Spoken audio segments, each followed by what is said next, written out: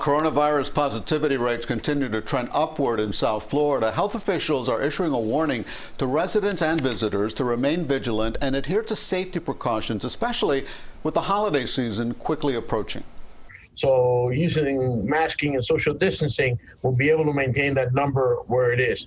The president and chief executive officer of Jackson Health System, Carlos Migoya, met with healthcare officials for a virtual press conference Monday to remind residents to follow safety guidelines that are in place in an effort to curb the rising positivity rates in South Florida. For the last several days, the number of beds in Miami-Dade County have inched up slightly, while the positivity rates have been hovering around the 4.5% range. Today was a little higher than 5%, but the previous 3 days were in 2 and 3 percentile. So we have not seen a whole lot of the impact at this point in time. All our projections are that there will be some increase or an uptick, surge, whatever you want to call it, over the next 30 days, with the peak being sometime in the latter part of November. Migoya cited the slight uptick in cases as reopenings continue statewide and restrictions are lifted. However, he said hospitals should expect to see a surge as the holiday season approaches, even with testing trending downward. The important thing is not necessarily just the number of people that are testing positive, but the percentage of people that are testing positive.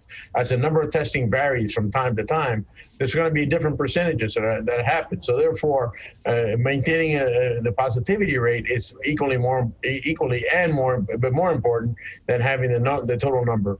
While healthcare officials prepare for a surge in cases, Migoya encourages everyone to maintain social distancing and to follow the CDC safety guidelines in place to stop the spread of the virus. It's not to worry about exactly what's going on. Everybody has to continue to do the same boring thing that we've been talking about for months now, which is keeping your hands clean, hand hygiene, your masking, and social distancing.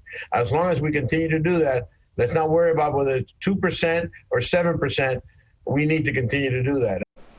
Good advice. Migoya says if cases were to climb significantly in the coming months, Jackson hospitals are well equipped with beds and resources to help another wave of coronavirus patients.